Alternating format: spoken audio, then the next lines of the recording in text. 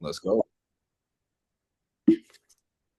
What's going on, everybody? It's Josh, aka the Most of Muscle, and we're here with another Next Up podcast with my newfound friend, Mr. Jay Yount. So, Jay, talk to him a little bit. Talk to him about who you are, where you come from, all that fun shit. Let's go. All right. So my name is Jyount. I'm from San Antonio, Texas. Currently, we're living in Abilene, Texas. Me and my fiance moved out here a little over a year ago, and I became a classic physique pro when I won junior nationals in 2022 at 22 years old. So that was kind of the Sick. start of the journey. Yeah. So that was the transition over to classic. I started bodybuilding at 20 competitively in 2020, and I was doing men's physique. Didn't work out very well. Always had the classic physique, you know, look and everything like that. So I ended up going that route. Started winning, doing well, and then ended up doing Charlotte my first pro season. Charlotte and Pittsburgh. Did that again. My second pro season, got second in Charlotte, third Pittsburgh, and then my third pro season, which was last year, I went ahead and I did Detroit Pro, RGV, and then I did San Antonio to finish. And now I'm just kind of in the off season right now, growing a little bit for my next show. Oh yeah. So I was at the Detroit Pro. Um, Me and Colin, we were there for Jack. Obviously, we took a trip. We were both in prep. And I remember we saw you, and I was sitting there beforehand, and I was like, "Damn, Jack and Jay are going to be interesting to see next to each other. Like I'm excited to see that." So both obviously younger guys in classic, and it's like throwing tea in the Boston Harbor. You feel me? So it was a little U.S. versus U.K. I just had the same experience training with Reese, so it was definitely a cool thing to kind of witness and see two younger guys in the sport. I don't consider myself young anymore. 28 years old, but like seeing you guys go after it, it was definitely sick. So, but all in all, I mean, I've been a fan for a long time, so it's cool to have you on here. Um, Shoot, I remember way back. I mean, what you were one of the bigger reasons that I wound up working with Dino. We're not going to get into all that today, but you were definitely one of the bigger reasons that I started working with him. You and Kyrie, obviously, you and Kyrie are pretty cool. You guys train together. I fucking love that dude. He's awesome. So we Yeah. got some questions today, but I wanted to just get into. So I've known of you for a while. I've known that you've had a couple different coaches. I would just love to hear a little bit about like what's made you pick certain coaches. What have you learned from certain coaches? Like what's the number one thing overall? And then what has made you work with Tuttle to this point, and how do you like working with Tuttle? Because I think people are always interested in hearing, you know, past experiences and not even like negative things, but like what good have you taken out of each thing? So Yeah, for sure, man. I mean, I'm just I love bodybuilding, like in and out. I love every single part of it. I love the training for the most part is the funnest to me, so I'm a nerd with that stuff. But also just learning about, my own body and the way the body works and just different methods from different people. I think like the reason I count a lot of the success I've had so far for myself, I truly believe it's because, like I haven't stopped learning and I'm very, very open to hearing different methods and different things from different people and, trying it. And if bodybuilding, there's a million ways to skin the cat that you're trying to go at and get to the point where you need to be.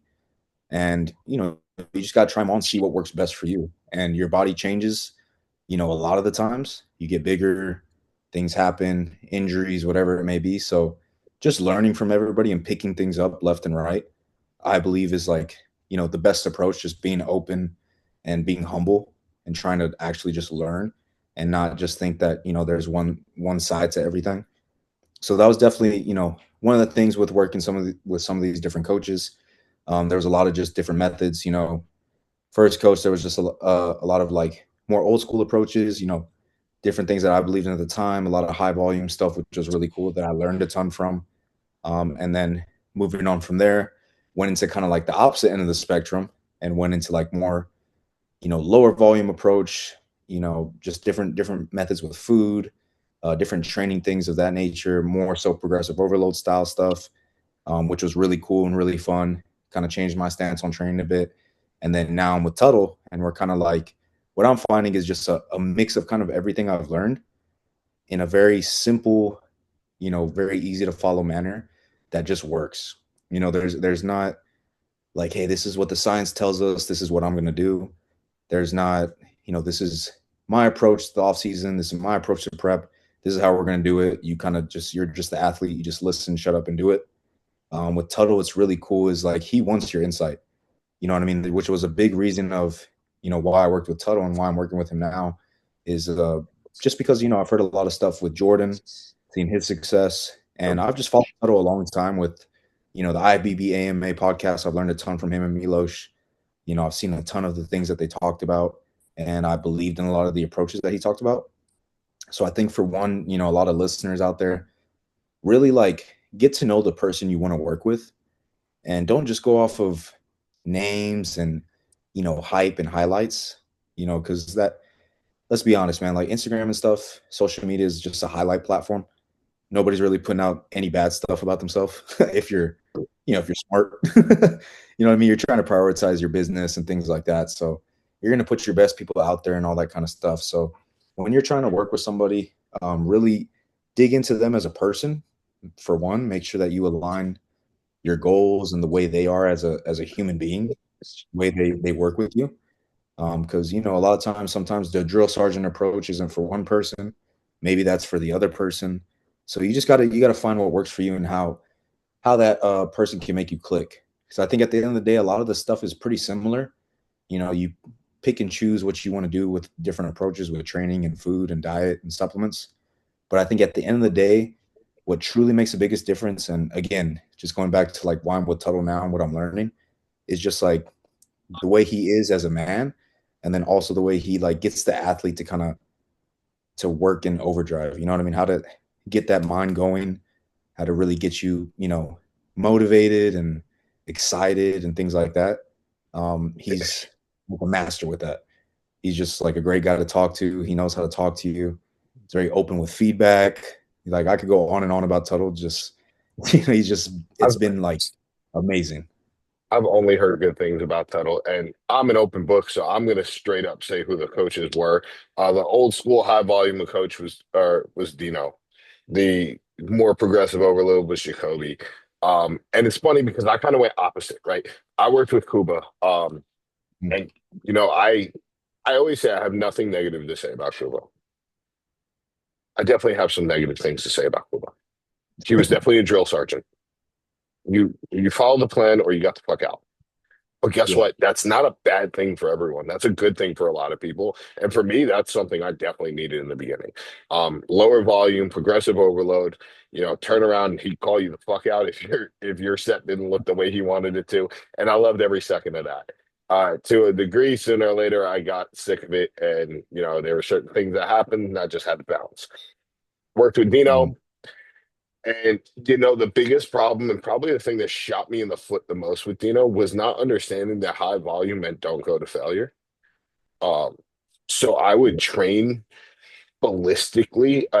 I'm sure you remember the 5 second holds on rep five has a 5 second hold. Bro, I'm going to failure. Death on that fifth rep. Like every single set, and I'm doing with stuff that I had no business doing. But the thing is, it worked, right? Everything works until it doesn't, and then you dig a hole that's way too hard. Joe now is, I, I mean, it's hard for me to ever talk shit on Joe, right? Like I'm on his podcast, but like real shit. Um, why I love Joe is that Joe is very much so. He's the yes man of kind of Dino, and he's the drill sergeant of Kuba. He tells me how it is. He's not going to hold back. I just posted something on Instagram about him straight up saying, like, no, this is a completely different set. There was a micro pause at the top, right? But I fuck with that because it holds you to a higher standard. And I think that's one of the greatest things when it comes to coaches is that, like, everyone has their different thing, everyone needs something different. And whatever that coach is for that person is realistically like it's either going to work or it's not, and you could see when it clicks. Like I've seen in your progress recently, it's fucking clicking. And from what I remember about Tuttle, because I did contact Tuttle for before I contacted Dino actually, and one of my big things was like at the time I was so brainwashed into raw rice had to be weighed raw, and he was like, yo, that does not matter. He was like, consistency is what matters. And that just didn't click in my head at the time. But now I sit there and I do cooked weight rice. I'm like, all that matters is the consistency of it. Like as long as you're the same every single time, it's going to work. And that is almost a de-stressing how I see it. Like, hey, just chill the fuck out, man. Like, if you chill out, it's gonna work. I promise you. And he's very good with that. And even in all the podcasts and stuff, he makes me laugh. So I love Tuttle. Tuttle 150% doesn't remember who the fuck I am. I don't care. So at the end of the day, that's kind of what matters out of it. But we did get some questions, so we got into you a little bit. I'm gonna ask this one's kind of a interesting question. I kind of answered it already to the guy, but what's the difference between a coach using sheets versus using an app versus just using email? I mean, at the end of the day, it's just an approach. I don't think there's anything special about Google Sheets or having like this crazy pile up, big picture thing of your coach out the way you like, send your new plans and things like that. I don't think it really matters because I've had both approaches. And at the end of the day, like, whether it's through email, because Tuttle does stuff through email, he's Yeah, kind of more old school like that. So it's through email and WhatsApp. And at the end of the day, it's like if you're a good coach and you got everything going for you, I don't really think it matters. All that's kind of just theatrics at the end of the day. And it's just the way you kind of want to see things and the way you want to approach it. But at the end of the day, I don't think there's really a difference. You shouldn't look for that as a good calling card of a good coach. Because again, like you got some of these old school guys that just don't really care to use Google Sheets or they don't know how. they just and it just works that way. You know what I mean? Just write. I've had coaches even write a plan on paper and send me a yeah. picture of I it. was gonna say I'm pretty sure Acito writes like a 6 word fucking format. It's like eat chicken Oh yeah. here. It's like yeah. At the end of the day, no one's gonna question if he's got that thing going. So like it does not matter. I use both. I have an app and I have a Google Sheet. I prefer the Google Sheet. Why? Because I can make changes faster. Working Mhm. the app, sometimes I'm sitting there and I'm like, all right, well, this didn't work the way I wanted it to. At the end of the day, what I found, what I answered the guy with, honestly, was the age of the coach. The Yeah. older the coach is, the more like, or the longer they've been in the game, the more likely they're going to use an email. If they come from like a finance background or something like that, they're going to use a Google Sheet or Excel file. If Yeah. they are like brand new to this or newer to this or just more honestly, you're even going to see it like the guys who use more peptides and kind of are in the research, they're going to be using an app 90% of the time. Yeah, for So sure. like it literally comes down to like how new age or old age the coach is. So I just wanted to get into that one because I thought it was kind of funny, kind of stupid. Um, but like there is no dumb question, quote unquote, but there definitely are dumb questions. I don't like I hate hearing that. All right, so this one's obviously way more fun. Favorite exercises to do a rest pause or other intensifier on, and what are your favorite intensifiers? Ooh. Being completely honest, like since I've been with Tuttle, I haven't really done any intensifiers. It's been mainly straight sets. And this is like my experience, my opinion. I found that the way that I execute and the way I do movements and execute movements with the intent that I have, I've found that to be more effective for me. So, but if I had to like choose just one intensifier, I would 100% say like a rest pause. That would be my pick of choice. All right, so what exercises? Because my ass is super specific about if I'm gonna use see like I love having fun. I love having fun training. I love trying to kill myself in a set. So it's like if I'm turned around and I'll say this now and hope to God that Joe doesn't watch this, right? Like when I trained with Reese, bro, I did 33 reps. He did 37 reps on a hip press into a drop set, into a like rest pause at the end, where we were like resting with our legs locked out. And it was like, yo, I remember I got off the machine. I go, that was so fucking stupid. And he goes, but wasn't it fun? But it And was fun. I was like, yeah, it was a hella fun. And I was like, and I'm never doing that shit again. But it's like, you know what I mean? Like when it comes down to just like what is the most fun thing that you can do in the gym? You're saying a rest pause set is what you're going for? I would say something like that. Like as crazy as it is, man, there's like two, I would say there's two, right? Rest pause. There was one style that I did with Dino for a little bit, that he had me do. It was almost like a DC style, but he kind of made it DC slash like mile rep kind of Okay. style, I guess. Whatever he coined it as his own thing, right? I just followed it. But it Yeah. was crazy. So it would be like on the leg press, load up my, 10 to 12 rep max, 3 to 4 second negatives, all that kind of stuff that he liked. And then would go to failure, 10 to 12 reps. And I would rest and hit that same weight, not taking a plate off until I got to 25 reps total. Oh, like a That was widowmaker. pretty much, yeah, pretty much a widowmaker. So that was, and like I would do that. We played around with it like from the ultra high volume, and then we went to that. And I was doing every exercise was just one set like that for Oh, probably 2 months. oh, Yeah, it I, was I like that. over. It was overkill for sure, but when you come off of like a super, like the high volume we were doing, it was like 4 or 5 sets to failure, like There's every 31 sets in my leg days. yeah, and then I was doing 2 back days, so I was like 60 sets a week of back. Yeah, it's fun. It I was remember ridiculous. but I had two leg days, and I was like, I remember I'd hit up Colin beforehand, and I was like, all right, well, set one of 31 done. And he was like, bro, what the fuck? And I was like, yo, I got 4 sets of hack squat and 4 sets of single leg press.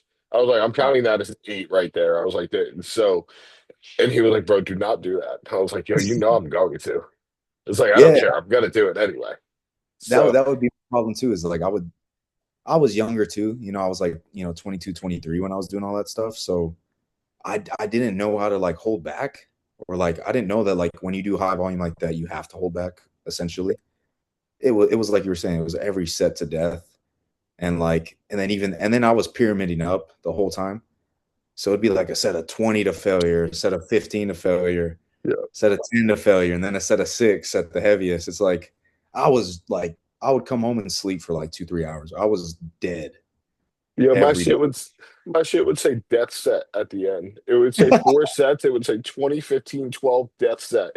And I'd be like, all right, we're gonna and I started making a series on my Instagram that was called Dumb Things with Friends, where I do Yeah, like a stupid heavy weight for like 3 reps and then drop set it to where I was doing 20 plus. I was bro.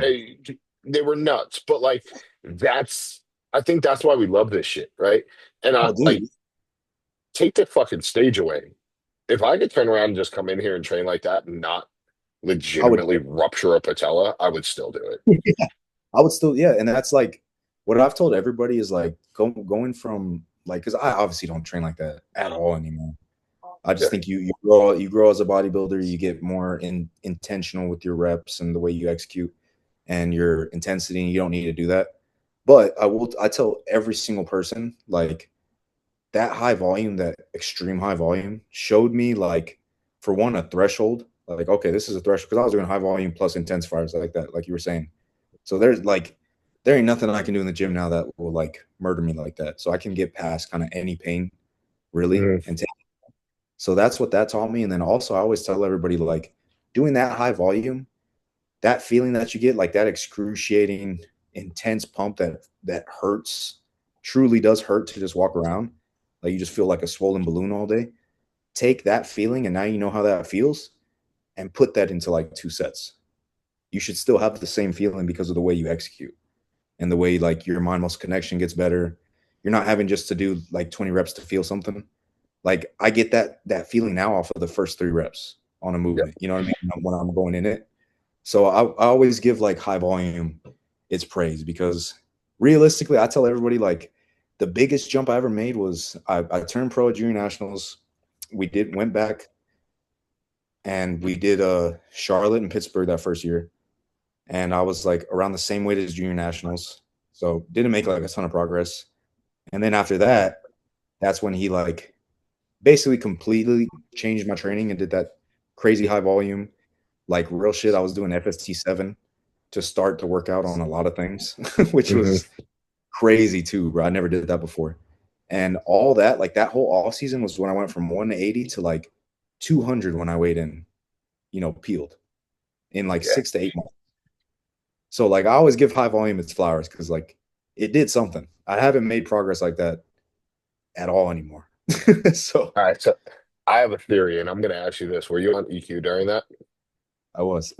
All right. So here's my theory. Is EQ. is we know it as a horse steroid, right?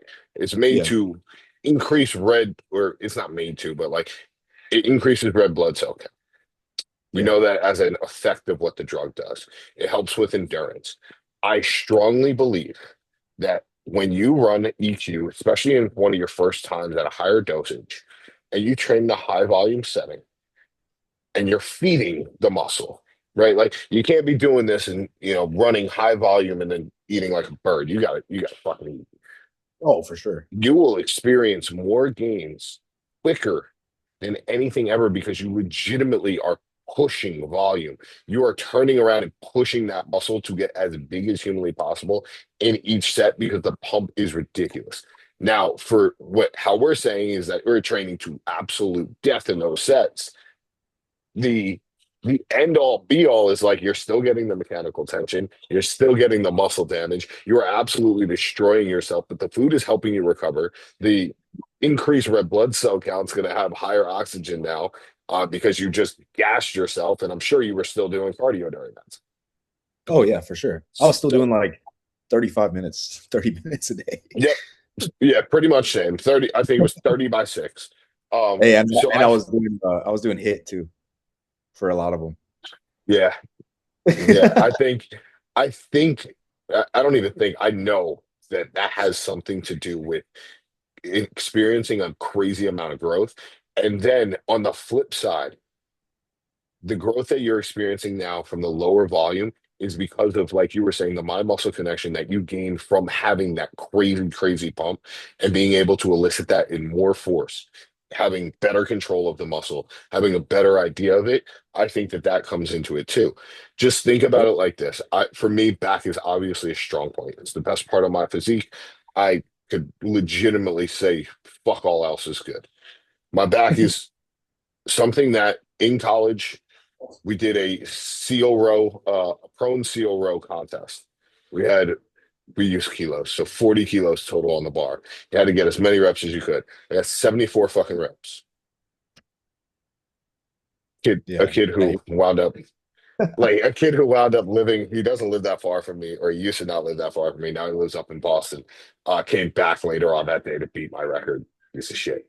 Oh, But either way, like ridiculous amount of weight, but I do firmly believe that me being able to turn around and do that for that amount, for that endurance, with it wasn't a heavy load. It was 40 kilos is I was what?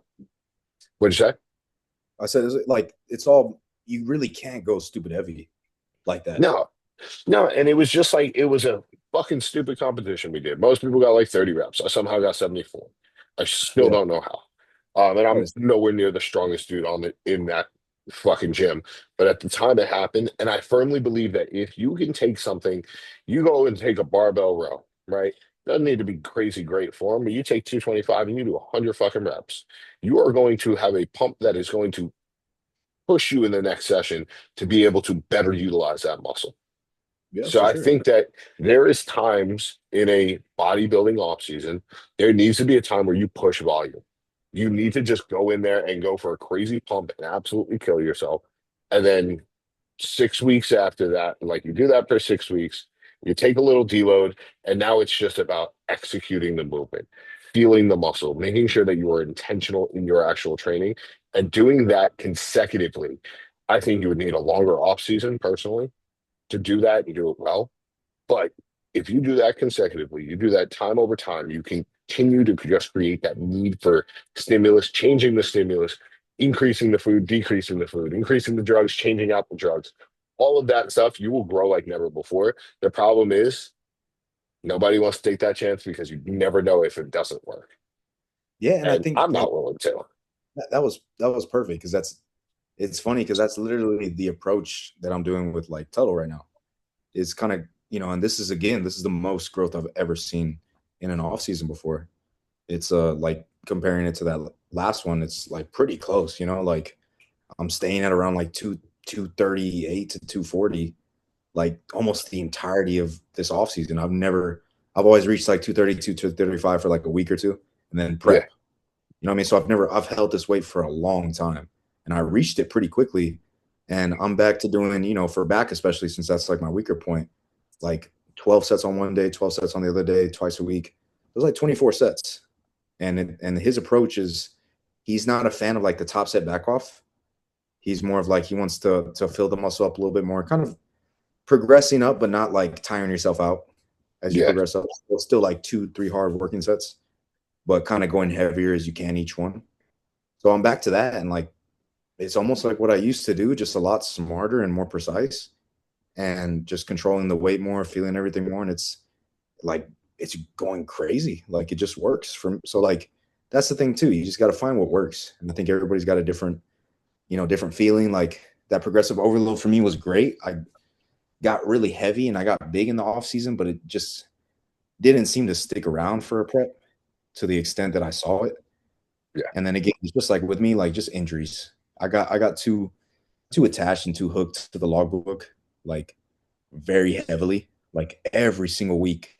It had to be weight. I didn't care about reps. You know what I mean? I Yep. I, I wanted I wanted to put load on the bar. You know what I mean? And so 100%. like that was my thing. Is like that's so I haven't used a logbook this whole time. I've been doing my own. Like he programs my volume and my split, but I've been doing my own like exercise selection and stuff like that, which has been really cool again. But it's just like I'll switch up movements here and there. I'm not afraid to like change the stimulus a little bit after 2 weeks or 3 weeks. Like I stick with my main builders and then similar patterns. I'll switch a machine or something for the same kind of pattern or movement. And I think people, like you said, people are just too scared to, they're so attached to the weight and like, oh, I'm beating the logbook on this machine every single week. So something's got to be happening. It's like realistically, man, like from what I've seen, most of the guys that don't use the logbook are great bodybuilders and they progress very quickly. It doesn't take them a year or so to get big.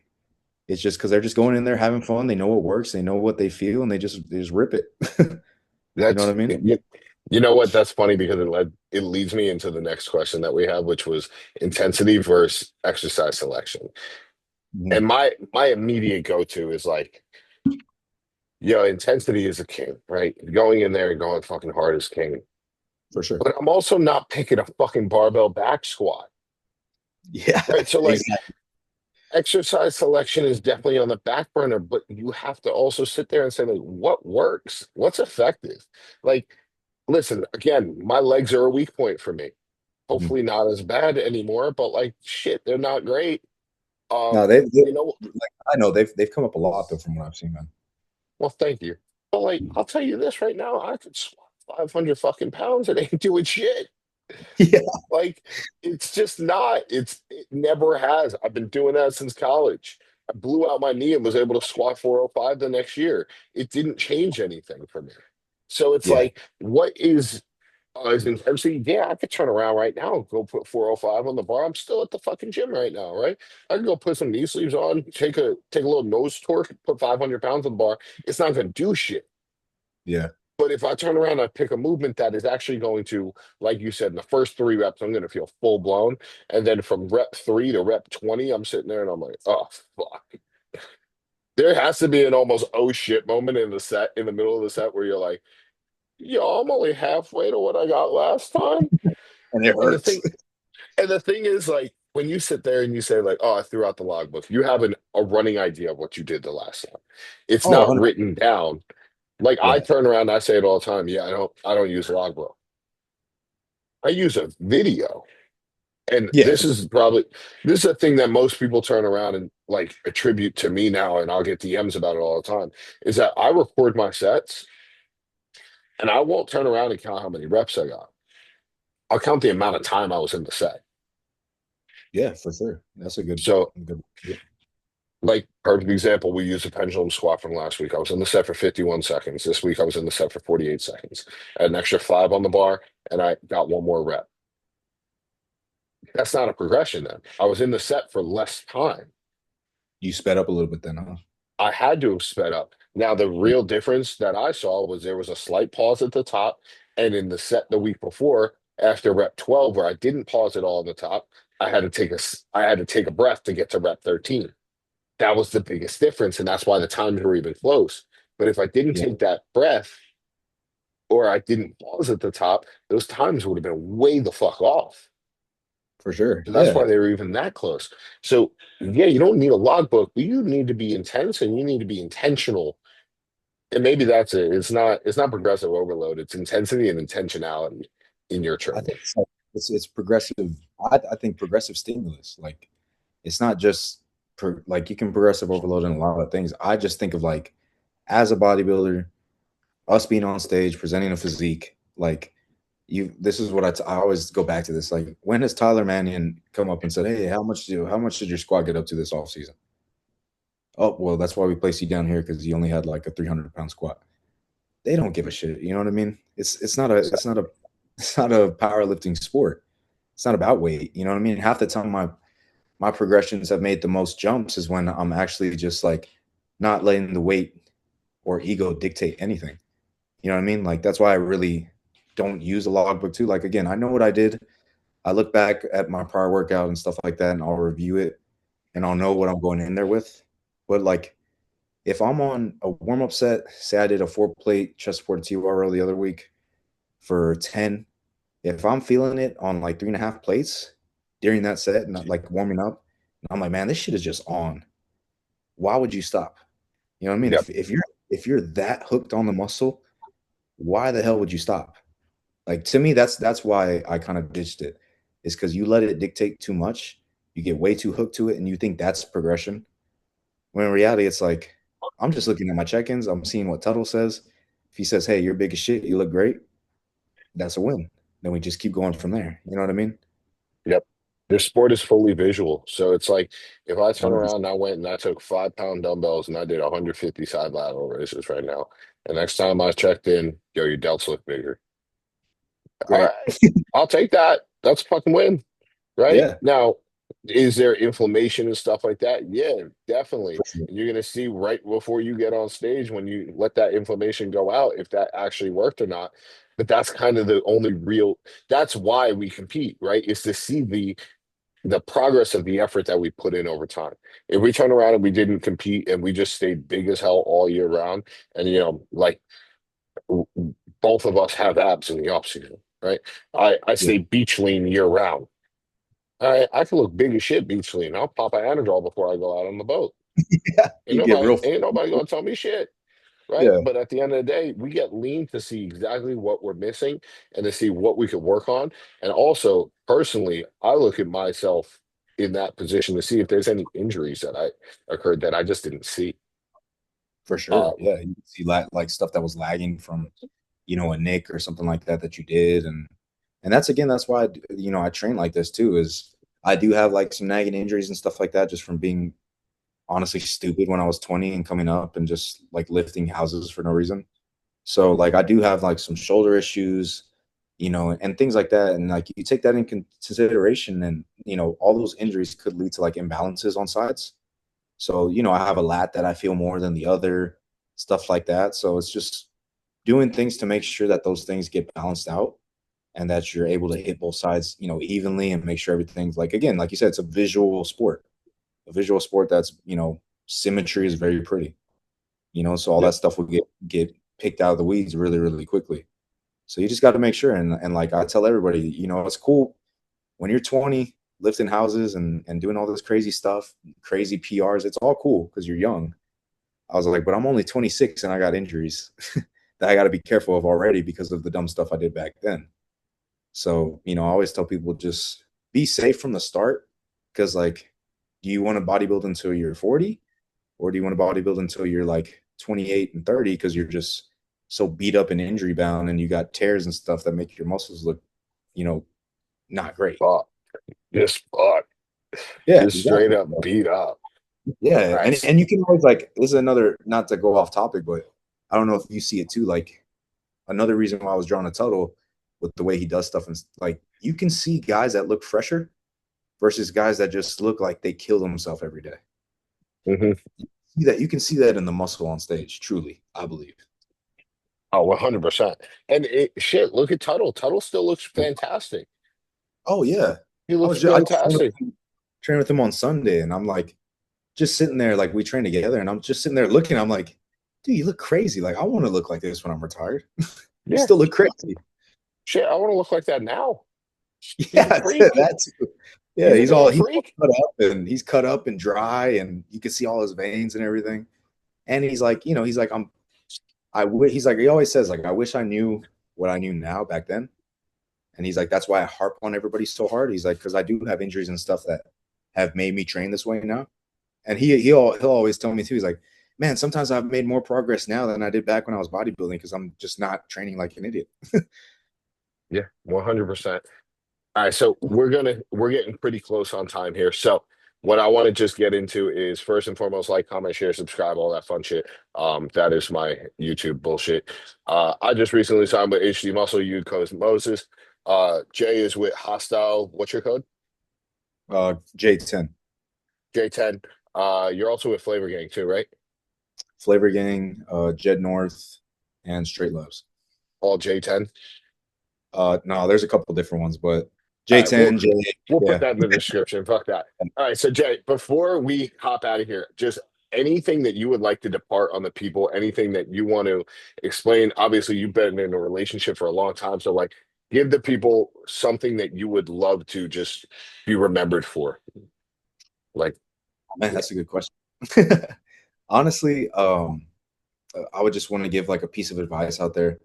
You always hear, and this is something that I thought of, back then too, even though I did have a support system, is like you always hear like bodybuilding's a superficial sport where it's a one man game and it's just you versus the world. And I just want to give like the message out there to people like it's really not. I sometimes thought of that when I was coming up and that I had to isolate myself to be great. And it's really not like that. I'm blessed enough to pretty much gonna marry my fiance soon. So to be with her, congratulations. I appreciate that. To be with her since I was a freshman in high school. I mean, we've been together a long time, and she's seen me change from like an athlete to a bodybuilder, and just a different, different things in different lives. And I truly couldn't be here without her support and like her pushing me to be the man I can be. So I would say find your support system and like lean on them. Don't just surround yourself with you know your own thoughts and be isolated and things like that, even though because that's what you hear, that bodybuilding is a one-man sport. It's truly not. It does take a village. It takes you, your coach, your fiance, your mom, your girlfriend. It takes everybody, you know what I mean? And when you have that little community, I truly believe it becomes a lot more fun. And you can bounce stuff off of each other and pick each other up when you're down and things like that, and you get to the destination a lot better. So that's one thing. And if I want to be remembered for anything, man, I would just say, like, I want to be remembered for truly doing this because I love it. I wouldn't change a single thing about my journey. There's been ups and downs. There's been a lot of negative things that have happened, placing wise, life wise. You know how prep is. Prep comes up and life just starts throwing curveballs at you left and right for some reason. Yeah. That's every prep I've been in. So, a lot of things have happened, but I wouldn't change a single thing because I truly do love this sport. I love what it's taught me. And I think when you truly just give your all to something, you know, nothing bad can come of it. You may have goals and things you want to reach. You'll get there eventually, but just win every single day the best that you can. So once you put your head on that pillow at night, just truly ask yourself, did I dock off every single check mark that I could on my list today to be the best me? And if you did, you should go to sleep and then wake up, do that same thing again. So if you do that every single day and execute the best that you can, keep your positive mindset, I don't think there's anything else you can do. And I would just love to be remembered for like truly loving this sport and giving it my all and hopefully showing people like, what can be done and that bodybuilding can be done at a high level, not being isolated, having a good community, having a great woman beside you, having fun, and just chilling out a little bit. You know what I mean?